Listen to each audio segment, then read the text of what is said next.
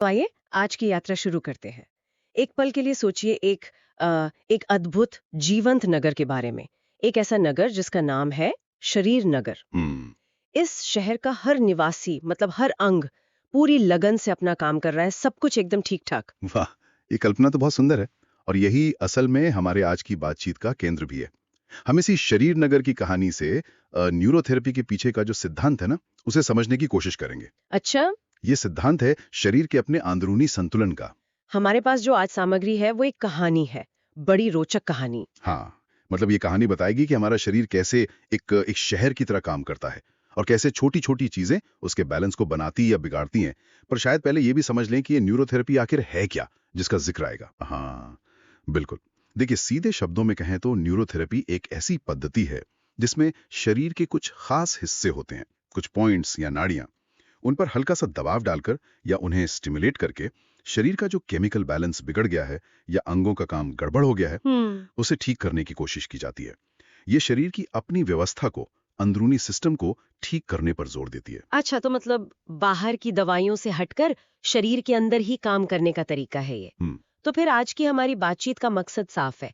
इस कहानी के जरिए ये समझना कि न्यूरोथेरेपी शरीर के आंतरिक संतुलन और उसकी खुद को ठीक करने की क्षमता को कैसे देखती है। बिल्कुल। चलिए तो फिर घूमते हैं इस शरीर नगर की गलियों में। हाँ, तो कहानी शुरू होती है इसी खूबसूरत शरीर नगर से। हम्म। जैसा आपने कहा, यहाँ सब एकदम व्यवस्थित है। इस नगर के राजा हैं बड़े ज्ञानी ब्रेन दादा। हमारा मस्तिष्क, वो पूरे नगर का संचालन करते हैं। हम्म। और उनकी सबसे भरोसेमंद मेहनती मंत्री हैं हृदय मैया, हमारा दिल, जो पूरे शहर में जीवन ऊर्जा फैलाती हैं। उनकी देखरेख में नगर शांति से चल रहा था। ये जो उपमा है, ये एनालॉजी वाकई बहुत अच्छी है।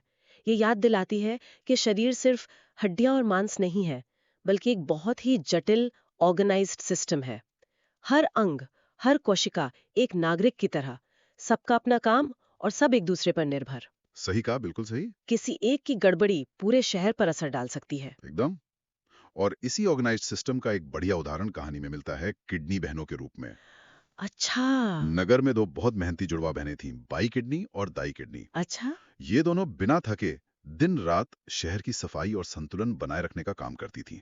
कहानी में शायद बताया है कि बाईं किडनी क्या कहती है। वो कहती है, मेरा काम है शहर से 80% एसिड निकालना हाँ, बिल्कुल। और 20% एल्कली यानी क्षार को संभालना। हम्म। वहीं दाईं किडनी वो मुस्कुराकर बताती है, और मैं ठीक इसका उल्टा करती हूँ। 80% क्षारीय तत्व संभालती हूँ और 20% अम्लीय संतुलन में मदद करती हूँ। अच्छा, तो ये 80-20 का हिसाब यहाँ भी है। हाँ, यहाँ कहानी एक बहुत ही महत्वपूर्ण सिद्धांत बता रही है शरीर का, रासायनिक संतुलन, जिसे एसिड एल्कली बैलेंस कहते हैं। जी। ये दोनों बहनें जानती थीं कि उनका ये आपसी तालमेल, ये 80-20 का अनुपात कितना नाजुक है और कितना जरूरी। हम्म। अगर ये बिगड़ा तो नगर का पूरा केमिकल माहौल ही गड़बड़ा जाएगा। और ये गड़बड़ी दिखती कैसी होगी शरीर नगर में? क्या कहानी इस बारे में कुछ बताती है? हाँ, कहानी इशारा करती है कि जब ये संतुलन बिगड़ता है, मान लीजिए नगर वासियों के गलत खान पान से या बढ़ते स्ट्रेस से, या लाइफस्टाइल ठीक नहीं है। आजकल की दिक्कतें। हाँ, तो नगर की जो प्रयोगशाला है, जहाँ ये सारे रसायन बनते बिगड़ते हैं, वो अस्त-व्यस्त हो जाती है। नगर में सुस्ती आने लगती है, एनर्जी कम हो जाती है, गंदगी जमा होने लगती है, जैसे किसी शहर की नालियां जाम हो जाएं। ओह। तो कहानी का पहला सूत्र यहाँ मिलता है। शरीर का केमिकल बैलेंस, एसिड और एल्कली का तालमेल नगर की सेहत के लिए सबसे जरूरी है। ये तो हुई केमिकल बैलेंस की बात। कहानी हमें नगर के एक और अहम हिस्से में ले जाती है, जहाँ दो और बहनें रहती थीं, बाईं ओवरी और दाईं ओवरी। इनके काम भी बड़े अनोखे थे और संतुलन पर टिके थे। बिल्कुल। बाईं ओवरी का काम था मुख्य रूप से ईस्ट्रोजन हार्मोन बनाना। कहानी के हिसाब से करीब 80% ईस्ट्रोजन और 20% प्रोजेस्टेरोन। ओके। और दाईं ओवरी की जिम्मेदारी थी मेनली प्रोजेस्टेरोन बनाना, मतलब 80% प्रोजेस्टेरोन और 20% ईस्ट्रोजन। फिर से वही 80-20 का संतुलन। ये तो हार्मोन्स के लेवल पर भी काम कर रहा है। तो कहानी के अनुसार ये संतुलन एक स्त्री के स्वास्थ्य के लिए, उसके मूड्स, उसकी एनर्जी के लिए कितना जरूरी था। बहुत ज्यादा। यही हार्मोनल संतुलन तो स्त्री के जीवन में एक लय, एक स्थिरता लाता था। कहानी बताती है कि जब तक ये अनुपात ठीक रहता, तब तक नगर में इमोशनल स्थिरता रहती, ऊर्जा रहती, एक तरह की नरमी बनी रहती। हम्म। लेकिन जब ये संतुलन बिगड़ता किसी भी वजह से, तनाव हो, पोषण की कमी हो या कोई और बात, तो नगर में उथल-पुथल मच जाती। कैसी उथल-पुथल? कहानी कैसे बताती है इसके लक्षणों को? कहानी दिखाती है कि इस हार्मोनल गड़बड़ी से नगरवासी, खासकर महिलाएं, अजीब सी बेचैनी महसूस करने लगती। कभी छोटी बात पर बहुत ज्यादा इमोशनल हो जाना, कभी बिना वजह थकान, नींद ठीक से ना आना। हाँ, ये तो बहुत कॉमन है आजकल। बिल्कुल। और एक चिड़चिड़ापन सा माहौल बन जाता। ये सब उस अंदरूनी हार्मोनल ऑर्केस्ट्रा के सुर बिगड़ने जैसा था। तो यहाँ हमें दूसरा सूत्र मिलता है, हार्मोनल संतुलन। खासकर एस्ट्रोजन और प्रोजेस्टेरॉन का सही रेशियो फिजिकल और इमोशनल हेल्थ के लिए बहुत जरूरी है। तो अब शरीर नगर की हालत थोड़ी चिंता वाली लग रही है। किडनी बहनों के संतुलन में गड़बड़ी की आशंका, ओवरी बहनों के हार्मोनल बैलेंस में उतार चढ़ाव, मतलब नगर में धीरे धीरे असंतुलन फैल रहा था। हाँ, चारों तरफ एक अजीब सी हलचल, एक बेचैनी। राजा ब्रेन दादा, जो सब महसूस करते थे, वो चिंतित हो उठे। उन्होंने अपनी मंत्री हृदय मैया से कहा, मैया, नगर में कुछ ठीक नहीं लग रहा, हर तरफ असंतुलन की आहट है, हमें कुछ करना होगा। और जैसा अक्सर होता है कहानियों में, मुश्किल समय में ही समाधान का रास्ता निकलता है। इसी नाजुक घड़ी में नगर में आते हैं एक ज्ञानी पुरुष, गुरुजी डॉक्टर लाजपत राय मेहरा जी। अच्छा। उनका आना नगरवासियों के लिए एक नई उम्मीद जैसा था। गुरुजी नगर में आते हैं, हालात देखते हैं और फिर एक बहुत गहरी बात कहते हैं, इस शरीर का हर हिस्सा एक दूसरे से जुड़ा है। सुनने में तो ये बहुत सरल लगता है, पर इसके मायने शायद बहुत गहरे हैं। बिल्कुल, यही न्यूरोथेरेपी की नींव है, होलिज्म यानी समग्रता। गुरुजी का सिद्धांत यहीं से खुलता है, जुड़ाव और संतुलन। वो आगे समझाते हैं कि शरीर सिर्फ अलग अलग पुर्जों का जोड़ नहीं, बल्कि एक पूरी इंटीग्रेटेड यूनिट है। उन्होंने शरीर के दो मुख्य हिस्सों के गुण बताए। कहा, शरीर का दायां भाग स्वभाव से क्षारीय एल्कलाइन है। ये स्थिरता, शांति, संरचना और पुरुष ऊर्जा का प्रतीक है। और बायां भाग? और बायां भाग स्वभाव से अम्लीय एसिडिक है। ये सक्रियता, ऊर्जा, गति, संवेदनशीलता और स्त्री ऊर्जा का प्रतीक है। गुरुजी बताते हैं कि सेहत का राज इन दोनों विरोधी पर एक दूसरे को पूरा करने वाली शक्तियों के संतुलन में है। न बहुत ज्यादा अल्कलाइन होना अच्छा है, जो सुस्ती ला सकता है, न बहुत ज्यादा एसिडिक, जो जलन और बेचैनी पैदा कर सकता है। न सिर्फ स्थिरता चाहिए, न सिर्फ एक्टिविटी। जीवन इन दोनों के मेल में है। ये तो प्रकृति के द्वंद्व जैसा सिद्धांत लग रहा है, दिन और रात, गर्मी सर्दी, पुरुष स्त्री। और कहानी में गुरुजी इस संतुलन को समझाने के लिए एक बहुत ही दिलचस्प सिंबल इस्तेमाल करते हैं, है ना? हाँ, ये कहानी का एक बहुत यादगार हिस्सा है। गुरुजी नगरवासियों को शिवजी का अर्धनारीश्वर रूप दिखाते हैं। एक ही मूर्ति में आधे शिव पुरुष और आधी पार्वती यानी शक्ति स्त्री। हाँ, देखा है। ये सिर्फ एक धार्मिक तस्वीर नहीं, बल्कि प्रकृति के एक गहरे सिद्धांत का प्रतीक है। वो इसके जरिए क्या समझाना चाहते थे? गुरुजी बताते हैं, देखो, इस तस्वीर का बायां हिस्सा आधी शक्ति का है, एसिडिक, गतिशील स्त्री ऊर्जा, और दायां हिस्सा शिव का, एल्कलाइन, स्थिर पुरुष ऊर्जा। फिर वो सबसे जरूरी बात कहते हैं, जब ये दोनों तत्व एसिड और एल्कली, स्त्री और पुरुष, बायां और दायां, संतुलन में मिलते हैं, तभी पूर्णता बनती है, सृजन होता है, स्वास्थ्य आता है। अच्छा, अलग अलग वो अधूरे हैं, मिलकर ही वे पूरे हैं। ये शरीर के अंदरूनी संतुलन का एक अद्भुत विजुअल है।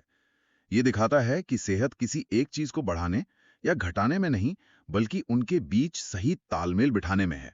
ये अर्धनारीश्वर का प्रतीक तो संतुलन की बात को बहुत खूबसूरती से समझाता है। तो गुरुजी ने सिद्धांत तो बता दिया, पर क्या उन्होंने इसका प्रैक्टिकल हल भी बताया? उन्होंने शरीर नगर के बिगड़े संतुलन को ठीक कैसे किया? यहीं पर न्यूरोथेरेपी की प्रैक्टिकल प्रक्रिया सामने आती है। गुरुजी सिर्फ फिलोसोफर नहीं थे, उनका एक साइंटिफिक नजरिया भी था। कहानी बताती है कि उन्होंने पहले शरीर नगर के नक्शे यानी एनाटॉमी और उसके अलग अलग विभागों के काम यानी फिजियोलॉजी को गहराई से समझा। उन्होंने समझा कि कौन सा अंग कहाँ है, क्या करता है और दूसरे अंगों से कैसे जुड़ा है। अच्छा, तो पहले पूरी व्यवस्था को समझा, फिर के कुछ खास स्ट्रेटेजिक पॉइंट्स पहचाने। फिर उन्होंने इन पॉइंट्स पर बहुत हल्के नपे तुले दबाव का इस्तेमाल करना शुरू किया। यही न्यूरोथेरेपी की तकनीक थी। ओके। इसका मकसद था सोए हुए या बिगड़े हुए अंगों को धीरे से जगाना और उन्हें उनके सही काम पर वापस लगाना। कहानी के अनुसार उन्होंने शुरुआत नगर के केंद्र बिंदु से की, नाभि से। नाभि से ही क्यों? क्या कहानी में इसका कोई खास कारण बताया है? कहानी सीधे तौर पर तो नहीं कहती, लेकिन नाभि को अक्सर शरीर का एनर्जी सेंटर माना जाता है, जहां से जीवन शुरू होता है। शायद गुरुजी का मानना था कि केंद्र को ठीक करने से बाकी सब अपने आप ठीक होने लगेगा। कहानी बताती है कि जैसे ही नाभि क्षेत्र पर सही दबाव पड़ा, उसका अच्छा असर पूरे नगर में फैलने लगा। अच्छा। धीरे धीरे किडनी बहनें अपने एसिड एल्कली बैलेंस को फिर से ठीक करने लगी, ओवरी बहनें अपने हार्मोनल रेशियो को ठीक करने लगी, लिवर और दूसरी ग्रंथियां भी जैसे नींद से जागकर अपने अपने काम में लग गईं। तो ये एक तरह से डोमिनो इफेक्ट जैसा था, एक पॉइंट को ठीक करने से पूरी चेन पर असर हुआ। और इसके नतीजे कैसे रहे शरीर नगर पर? नतीजे तो चमत्कारी थे। जैसा कहानी बताती है, जो नगर पहले सुस्त, बेचैन, अस्त व्यस्त सा था, उसमें धीरे धीरे शांति और व्यवस्था लौटने लगी। खून साफ होने लगा क्योंकि किडनियों ने अपना काम फिर से ठीक से करना शुरू कर दिया था। हार्मोन्स के संतुलन से इमोशनल स्थिरता आई, शरीर की एनर्जी बढ़ने लगी, नगरवासियों के चेहरों पर फिर से रौनक आ गई। वाह! पूरा शरीर नगर शांत, स्वस्थ और एनर्जेटिक महसूस करने लगा। वो जो एक बेचैनी थी ना, वो खत्म हो गई। ये सुनकर तो बहुत अच्छा लगा। नगर में फिर से सेहत लौट आई। कहानी के अंत में राजा ब्रेन दादा ने इस अनुभव के बाद क्या कहा? राजा ब्रेन दादा, जो खुद नगर के कंट्रोलर थे, इस बदलाव से बहुत प्रभावित हुए। उन्होंने एक अहम घोषणा की, आज से न्यूरोथेरेपी हमारे नगर का संविधान होगी। संविधान?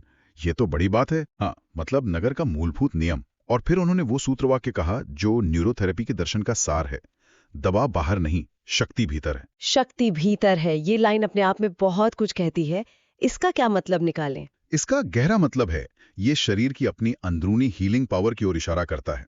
ब्रेन दादा ने आगे साफ किया, जब एसिड और एल्कली, स्त्री और पुरुष ऊर्जा, शरीर का बायां और दायां भाग, ये सब संतुलन में होंगे, तभी सच्चा टिकाऊ स्वास्थ्य मिलेगा।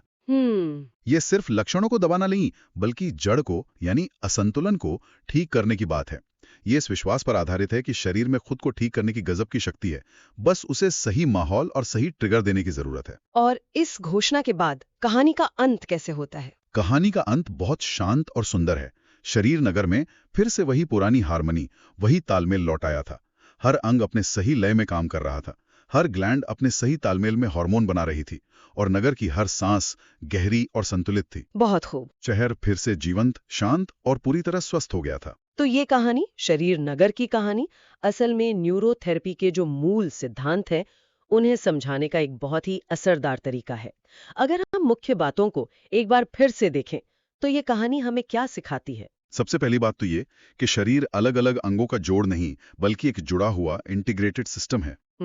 दूसरी, सेहत का आधार शरीर के अंदरूनी संतुलन में है, चाहे वो केमिकल हो, एसिड एल्कली, हार्मोनल हो, या एनर्जी वाला बायां दायां स्त्री पुरुष। तीसरी, न्यूरोथेरेपी इसी संतुलन को फिर से बनाने की कोशिश करती है, शरीर के अपने ही साधनों का इस्तेमाल करके। और शायद सबसे जरूरी बात, जैसा राजा ब्रेन दादा ने कहा, शक्ति भीतर है। ये विश्वास कि हमारा शरीर खुद को ठीक कर सकता है अगर उसे सही हालात दिए जाएं। बिल्कुल।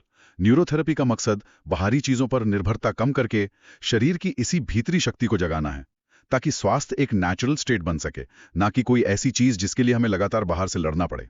हाँ, कहानी यही दिखाती है, जब गुरुजी ने सही पॉइंट्स पर दबाव डालकर संतुलन बनाया, तो शरीर ने बाकी काम खुद कर लिया। ये बाहरी दखल से ज्यादा अंदरूनी तालमेल को फिर से जगाने की प्रक्रिया है। इस कहानी को सुनने के बाद ये सोचने का मन करता है, क्या हम अपने शरीर नगर के सिग्नल्स को सुनते हैं?